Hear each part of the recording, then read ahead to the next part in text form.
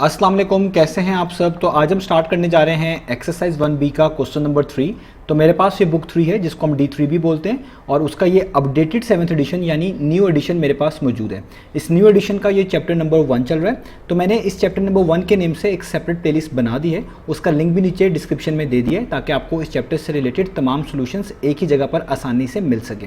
इसके अलावा आपको डिस्क्रिप्शन में मेरे फेसबुक पेज का लिंक भी मिल जाएगा, आप इसी फेसबुक पेज के थ्रू अपने क्वेश्चंस को, सजेशंस को मुझ तक भी पहुंचा सकते हैं। तो आइए स्टार्ट कर लेते हैं क्वेश्चन नंबर 3 को। मैंने इसकी स्टेटमेंट को नीचे नोट डाउन कर लिया, वहीं से हम इसको रीड करते हैं, समझते हैं और सॉल्व करना शुरू करते हैं।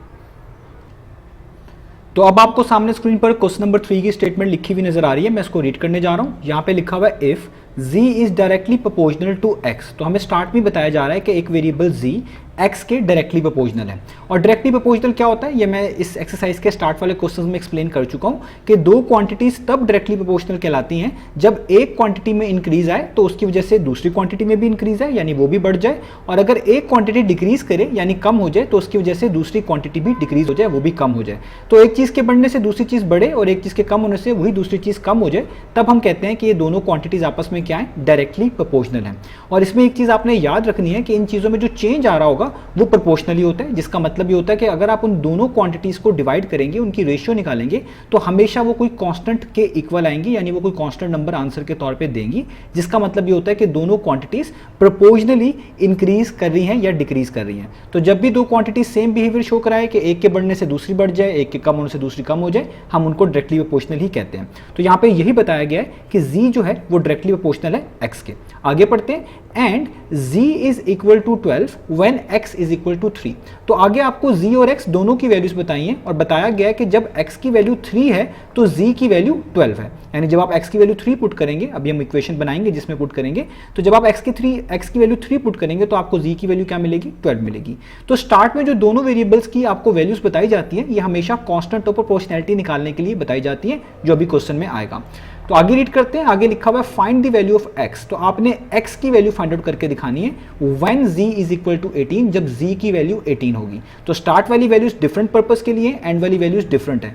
एंड वाली वैल्यू में आपने z को 18 रखना है और तब x की वैल्यू बतानी है, और स्टार्ट वाली वैल्यूज में आपको z और x दोनों की वैल्यूज पता है और इसकी मदद से आपने कांस्टेंट और प्रोपोर्शनैलिटी निकाल कर दिखाना है, जिसकी जो आपको मदद करेगा इस अगली चीज को, अगली स्टेटमेंट को फुलफिल करने में, यानी अगली स्टेटमेंट में जो x की वैल्यू आपने फाइंड आउट करनी है उसको निकालने में।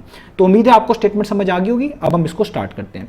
तो मैंने आपको बताया था जब भी आपके पास मेंशन्ड हो कि कोई वेरिएबल किसी दूसरे वेरिएबल के डायरेक्टली प्रोपोर्शनल है तो आपने सबसे पहले इस स्टेटमेंट की मदद से एक इक्वेशन सेटअप करनी है, वही इक्वेशन आपको मदद करेगी बाकी तमाम चीजों को सॉल्व करने में।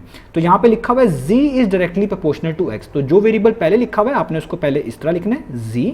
आगे लिखा हुआ है डायरेक्टली प्रोपोर्शनल। तो प्रोपोर्शनल के लिए हम ये वाला सिंबल यूज करते हैं, चाहे डायरेक्टली प्रोपोर्शनल का क्वेश्चन हो या अगली एक्सरसाइज में जो आएंगे इनवर्सली प्रोपोर्शनल का क्वेश्चन हो, सिंबल आपने प्रोपोर्शनल के लिए ये यूज करना है। तो z डायरेक्टली प्रोपोर्शनल है किसके, x के। इस प्रोपोर्शनल सिंबल के आगे क्या लिख देना है, x। तो इसको हम रीड करते हैं z is directly proportional to x। तो जब आप ये कंस्ट्रक्ट कर लेंगे स्टेटमेंट की मदद से, इसके बाद आपने इस प्रोपोर्शनल साइन को खत्म करना है। और जब भी प्रोपोर्शनल साइन खत्म करते हैं हम एक इक्वालिटी का साइन लगाया करेंगे और एक कांस्टेंट इंट्रोड्यूस करवाया करेंगे। कैसे, हम z को वैसे उतारेंगे, इसको खत्म करके एक इक्वालिटी का साइन आएगा और एक कांस्टेंट ऑफ प्रोपोर्शनैलिटी आएगा जिसको हम k बोलते हैं। याद रखिएगा ये वो कांस्टेंट है जिसको हम बोलते हैं कांस्टेंट ऑफ प्रोपोर्शनैलिटी। ये एक तरह का इन दोनों वेरिएबल्स को रिलेट भी कर रहा होता है और एक तरीके से आप यूं भी समझ सकते हैं ये दोनों इक्वेशन को बैलेंस भी कर रहा होता है। और आगे जो वेरिएबल x होगा उसको आपने वैसे का वैसे लिख देना है और इस इक्वेशन का नाम रख देना है, ये इक्वेशन का नाम है 1। आप कोई भी नाम रख सकते हैं।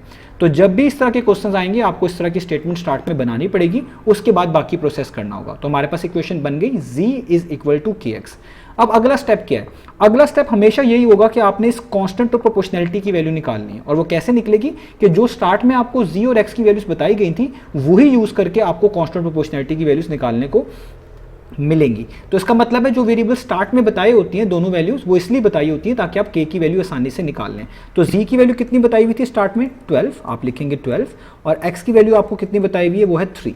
आपने यही दोनों वैल्यूज इसी इक्वेशन 1 में पुट कर देनी है। तो मैं पुट करने लगा हूं, पहले मैं इक्वेशन लिखता हूं जो कि है z equals to kx, z की जगह पे z की वैल्यू जो कि है 12 इक्वल टू का साइन वैसे का वैसे ही, k को आप वैसे का वैसे ही उतार लें और आगे x की जगह पे वैल्यू क्या पुट करनी है 3। तो क्योंकि k जो है x से मल्टीप्लाई हो रहा था, तो जब x की जगह पे आप वैल्यू पुट करेंगे तो आप राउंड ब्रैकेट्स का यूज कर सकते हैं इस तरीके से।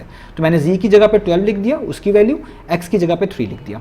अब मैंने k की वैल्यू निकालना है, तो बहुत सिंपल है, 3 और k आपस में मल्टीप्लाई हो रहे हैं। जब आप 3 को दूसरी तरफ मूव करेंगे तो आपके पास 3 वहां जाकर क्या हो जाएगा, डिवाइड। आप दोनों साइड्स पे 3 से डिवाइड भी कर सकते हैं। तो आइए स्टार्ट करते हैं। तो हम लिखेंगे 12, ये जो 3 मल्टीप्लाई हो रहा है k से, यहाँ पे आके क्या हो जाएगा, डिवाइड, और यहाँ पे इक्वल टू का साइन और k साथ वैसे का वैसे ही आ जाएगा। इसको हम कहते हैं कि हमने k की वैल्यू निकाल ली, यहाँ पे k को आइसोलेट कर लिया। अब आप इसको सॉल्व कर लें, 3 1 टाइम्स 3 होता है, 3 4 टाइम्स 12 होता है, तो k की वैल्यू क्या आ गई, 4। तो ये जो 4 के नीचे 1 है, इसको लिखने की जरूरत नहीं होती, तो हमारे पास k की वैल्यू यहाँ पे क्या निकल आई, 4।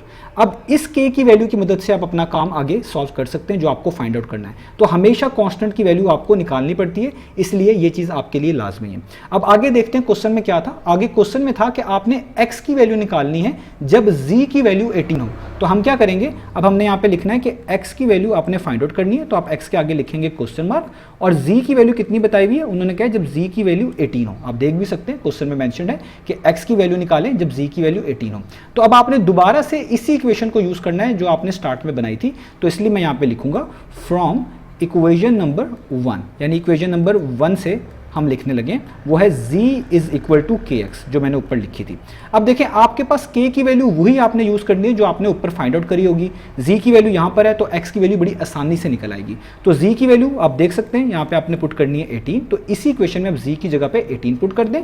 k की वैल्यू ऊपर गिवन है 4, तो k की जगह पे क्या आ जाएगा 4, और x तो फाइंड आउट करना है, तो आगे x को वैसे का वैसे ही रहने दें।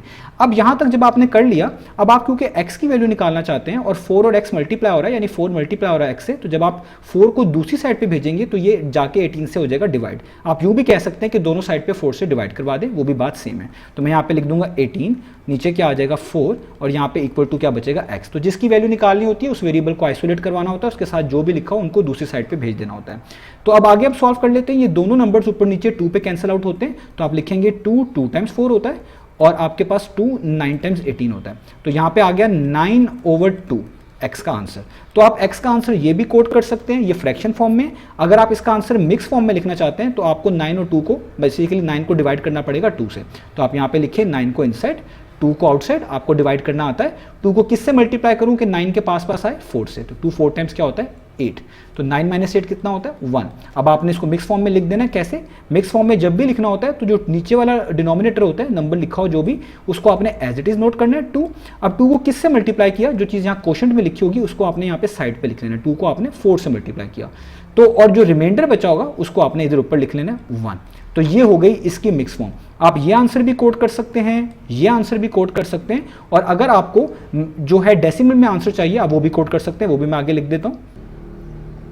तो आगे मैं 9/2 को डेसिमल फॉर्म में भी लिख सकता हूं। आप इसका डेसिमल में भी आंसर कोट कर सकते हैं। 9 2 से डिवाइड हो रहा है, कोई भी चीज़ 2 से डिवाइड होती है इसका मतलब है उसका हाफ हो रहा है, क्योंकि 2 से डिवाइड करने का मतलब होता है हाफ करना। तो 9 का हाफ करें तो कितना आता है 4.5, तो आप यहाँ पे लिख सकते हैं 4.5, आगे इक्वल टू x। ये तीनों के तीनों आंसर इसके बिल्कुल ठीक हैं। ये वाला आंसर इसका डेसिमल फॉर्म में, मुझे लगता है बुक में पीछे यही मेंशन किया हुआ है डेसिमल फॉर्म में, और ये वाला आंसर इसका फ्रैक्शन फॉर्म में, और ये वाला आंसर इसका मिक्स फॉर्म में। इन तीनों में से आप कोई भी आंसर चूज कर सकते हैं। बेहतर यही है कि आप मिक्स फॉर्म में लिख दें या डेसिमल फॉर्म में लिख दें, वो ज़्यादा अप्रोप्रिएट है। तो यहाँ पे हमारे पास x की वैल्यू आ गई 4.5, यही हमने फाइंड आउट करके दिखानी थी। तो उम्मीद है आपको ये क्वेश्चन समझ आया होगा। इंशाल्लाह नेक्स्ट वीडियो से मिलेंगे बाकी सॉल्यूशंस के साथ।